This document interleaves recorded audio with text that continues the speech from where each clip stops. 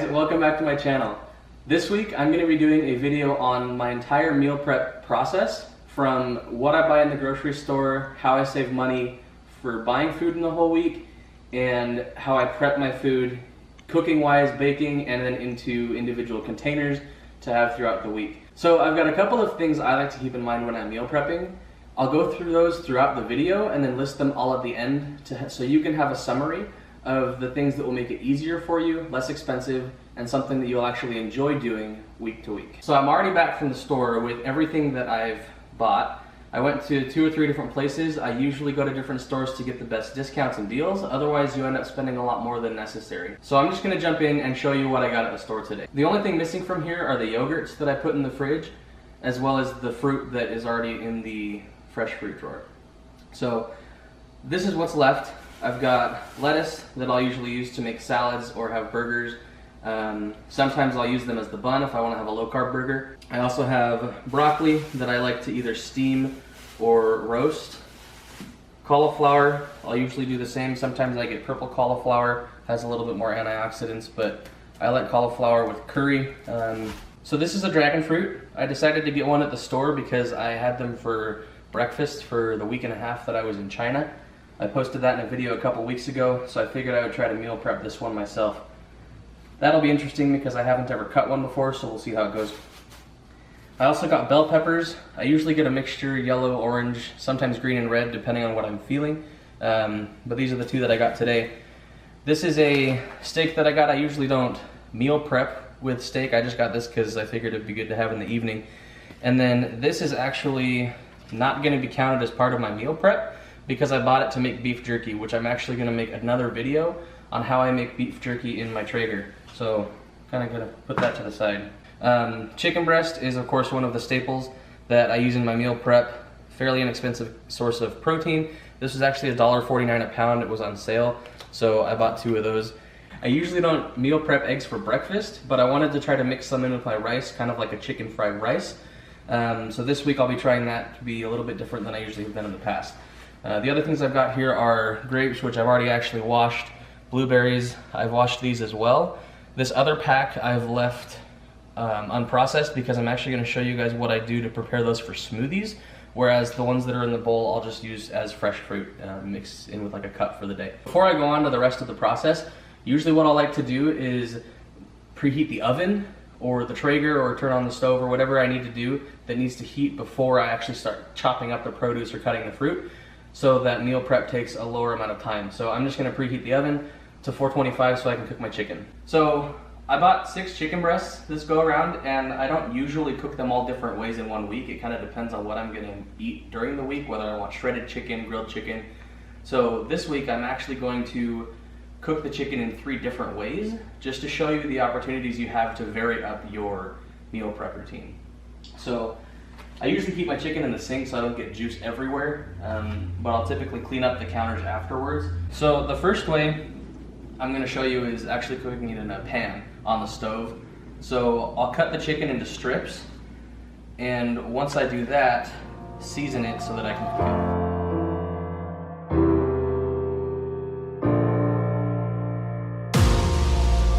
Another thing I like to do with my chicken breast is when there's a lot of excess material that isn't this meat here, so you got a lot of fat, I like to cut it off just to reduce the amount of fat I'm getting from there, so I can use other sources such as avocados, nuts and seeds, oils, that kind of stuff. So if you want, you can cut off all the fat. You don't have to do all of it, but get a good chunk off and then slice it up into strips like this for the skillet. Okay, so what I'll do is get a large pan that I can cook all of this chicken in. I prefer a different one than this because you can't put a lid on this, but I like to have a lid when I'm cooking chicken so that it captures the heat more and cooks the chicken more thoroughly. It also helps keep the moisture in. So I'll turn it on high and then add a little bit of olive oil or coconut oil if you want to do like a coconut curry or add some sweetness to your chicken. While that's heating up, I'll actually add some flavor to the chicken, some saltless seasonings that'll add a little bit of variety so it doesn't taste so bland. Lately I've been really liking red peppers, so I use some cayenne pepper, crushed red pepper, and then also this Tuscan style Italian seasoning, which just has a bunch of herbs and spices, doesn't have any extra salt, So you can kind of control that if you're wanting to. If not, feel free to add whatever kind of seasoning you want.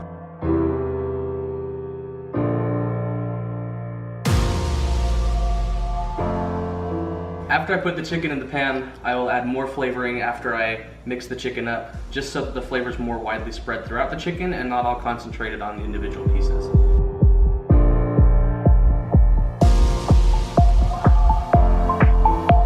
So the other thing that you can do is if you have a pan like this that you don't have a lid for, depending on how much stuff is in it, you can usually put a paper plate on upside down.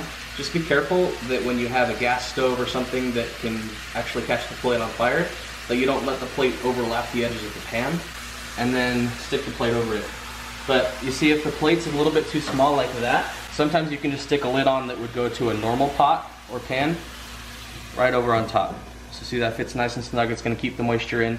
Keep that on a medium heat, and then you can continue on to the rest of your meal prep. So I just put this chicken on the stove. Before I prepare the chicken to go in the oven, I'll go ahead and turn the Traeger on so it can preheat for a third way of cooking chicken other than just the stovetop or in the oven. So another way I like to cook chicken is in the oven. I usually do it from frozen, but since I just bought this chicken fresh, I'll go ahead and cook it for less time because it doesn't take as long when it's thawed out. But what I usually do to really get moist chicken so that it's not so dry, because a lot of people will make chicken and they'll have this dry feeling and this dry texture and they won't want to eat it.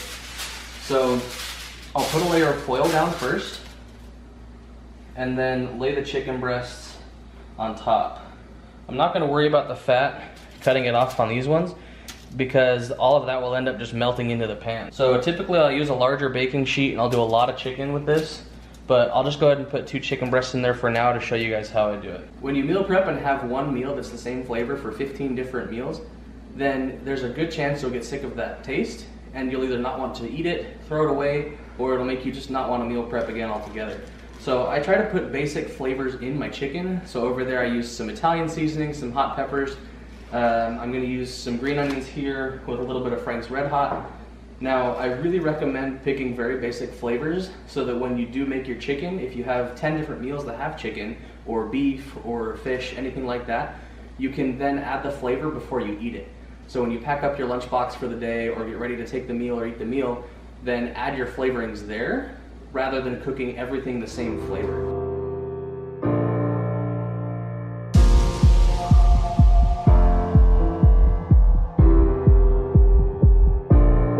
So once you've laid your foil down, place your chicken on top and added whatever flavoring you want.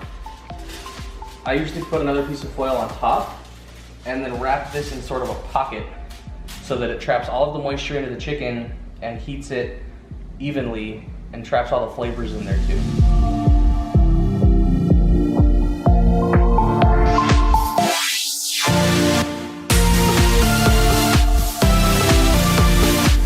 So once you've got your chicken pocket, you can then bring it over to the oven.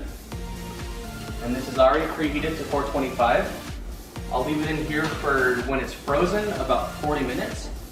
When it's thawed, I'll probably leave it in there for about 20 to 25 and then check it afterwards to make sure that the chicken is fully cooked. So the third way that I want to show you how I make chicken is on the Traeger. You can also use a regular grill if you have that. I just like to smoke it instead because I feel like it adds a lot more flavor.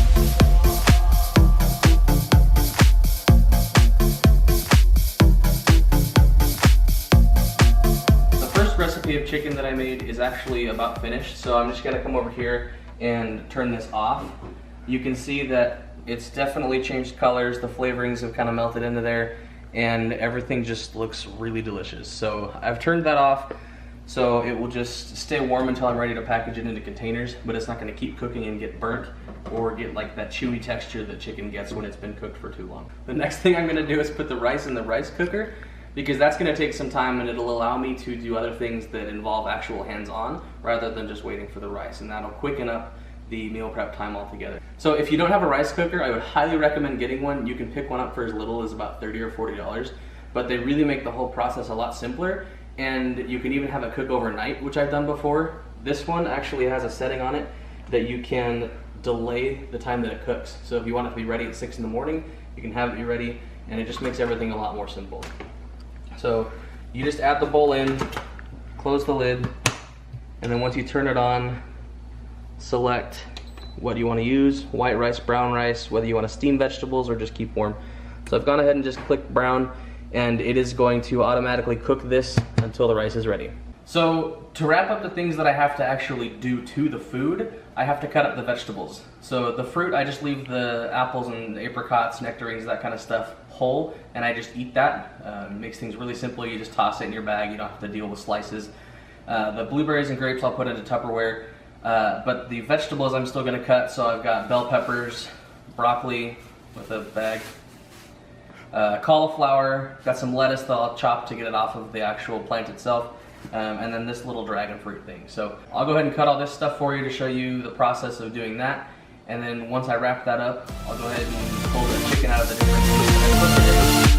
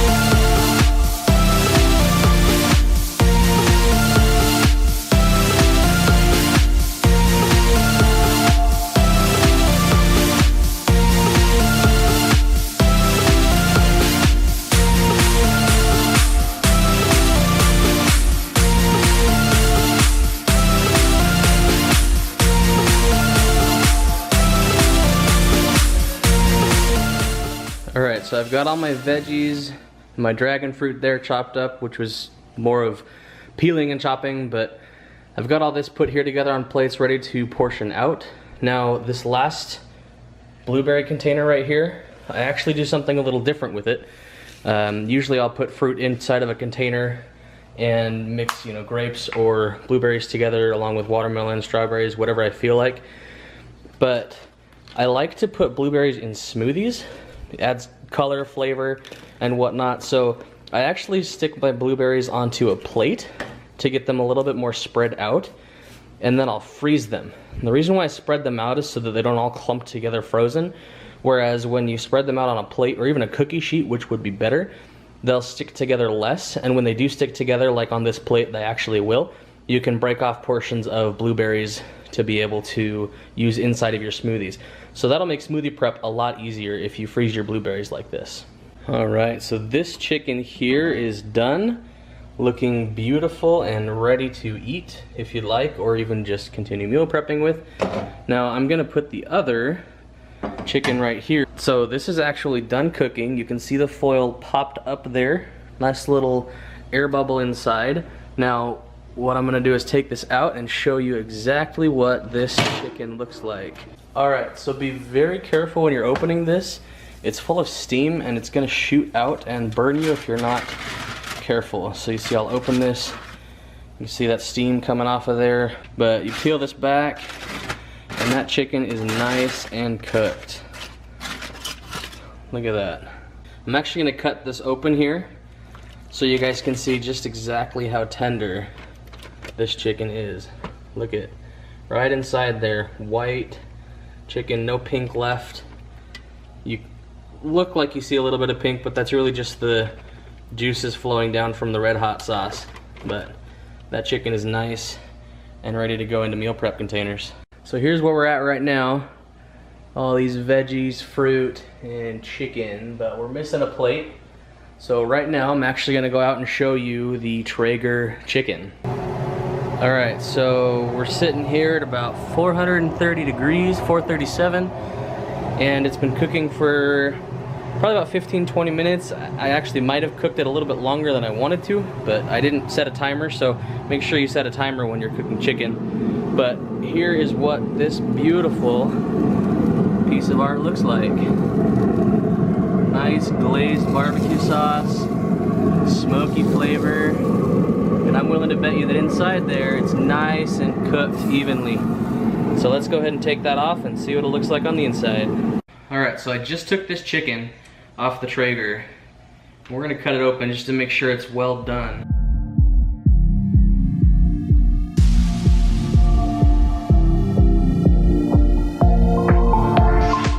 Look at that. Beautiful color inside, nice and white, completely cooked, glazed barbecue on the outside.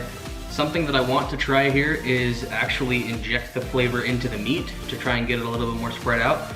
But I think this is very good for a meal prep recipe, nice and simple, not too much barbecue flavor, and you can add more to it during the week if you would like.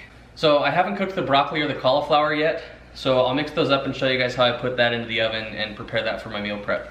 So I've got my broccoli here. I'll just go ahead and stick it into a bowl, and then what I do is add some olive oil, probably about a tablespoon, give or take. I don't really measure this one out, I probably should, but I'll add that in. And then with my broccoli, I'm actually gonna flavor it with some diced onions. And then I'll add a little bit of cayenne pepper since I like the spice. I won't add too much because I don't tend to like spicy food all the time.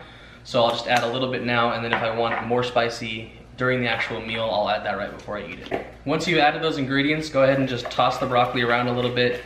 You can use your hands if you want. I tend to do that just to get a little bit better of a mixture in.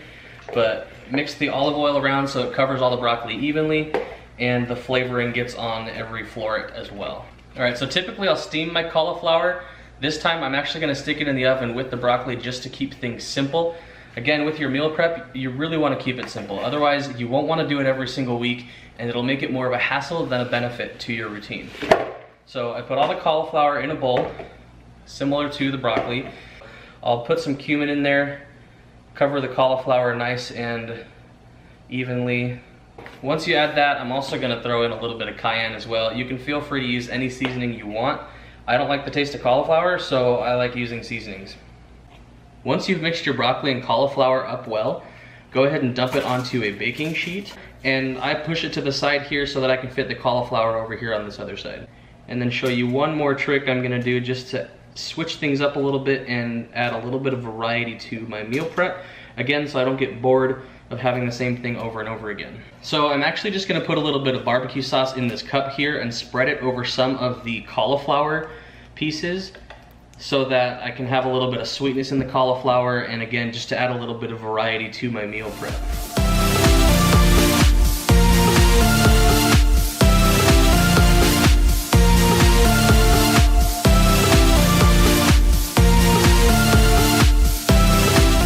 Once you've finished coating your broccoli and cauliflower, putting it on the baking sheet, go ahead and stick it in the oven at 400 degrees for about 13 to 18 minutes. Make sure the vegetables are just crispy enough to be baked all the way through and not burnt enough to where you won't want to eat them or they're completely black. All right, so I mixed my eggs into the rice. I emptied out this bowl and divided it up into 6 containers because I knew that I wanted 6 servings of rice throughout the week. And then the chicken I'm now going to divide up into these containers as well. So what I'll do is just turn on the scale. This already has the rice in it, but a lot of scales you can just put the bowl down and then have it zero out. So it now shows 0 grams. I actually like measuring my chicken in ounces. So what I'll do is just cut up a strip at a time and then put this in the bowl. That was about 1.7 ounces. So I'll just cut another strip, make that 3.4, and then what I'll do is just keep adding small pieces at a time until I reach the 6 ounces that I usually eat. Now you can have 2, 3, 4 ounces, 10 ounces, whatever amount of meat you want in there. But this just makes it simple because you already cooked the chicken whole, and now you're just cutting up little pieces to add up to the weight that you want. This is what that looks like. Rice with some eggs mixed in, chicken. So this is a pretty good meal, 6 ounces of chicken. And then some rice and eggs. So I'll do that for the rest of these containers here, and then I'll divide the fruit into their individual containers so that I can take one each day so I can get some fruit in.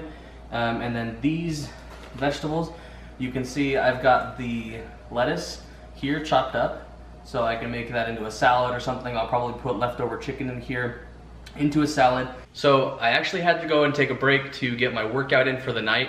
So I'm recording a little bit later, but I just wanted to close out this video for you guys Now that I have finished up my meal prep, packaged everything into containers that are ready to take for the week, I have a couple of tips that I want to go over to make your meal prep much more simple, much more cost effective, and something that you will want to do over and over again. So the first one I would say is just keep it simple. Now the reason behind this is if it's something that's too complicated, you won't want to repeat it over and over again. You won't want to meal prep, you'll think that it will take too much time, and you won't end up having the benefits that you can achieve throughout the week when you meal prep. The second one would be only prepare the amount of food that you're going to eat up until the next time that you meal prep.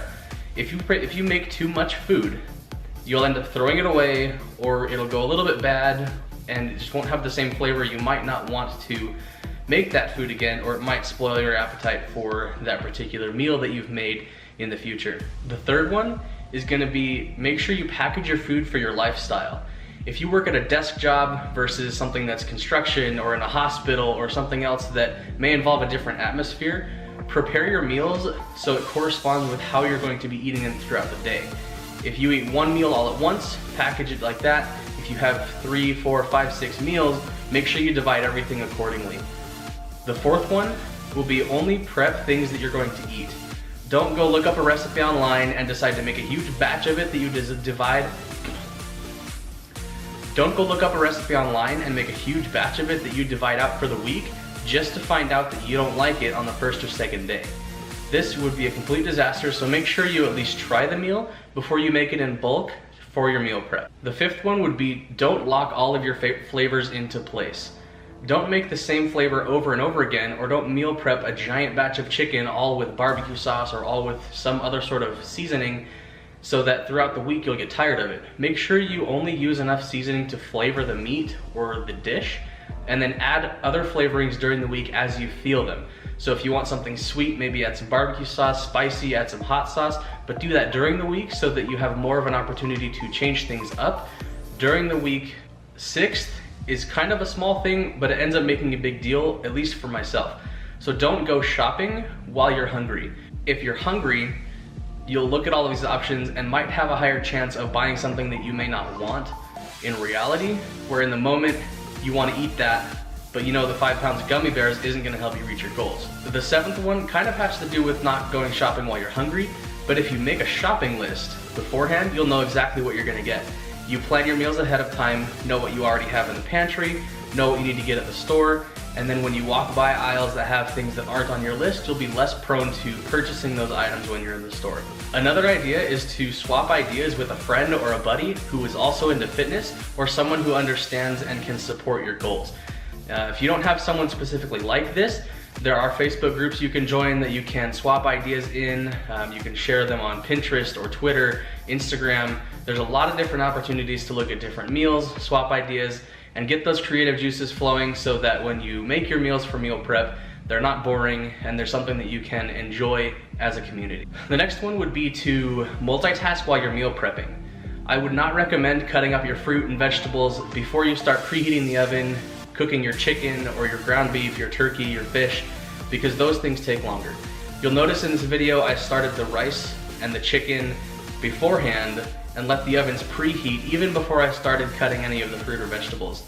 That's gonna help you really reduce the time that you're meal prepping, make it more efficient, and something that really will take less time and give you more of a benefit throughout the week.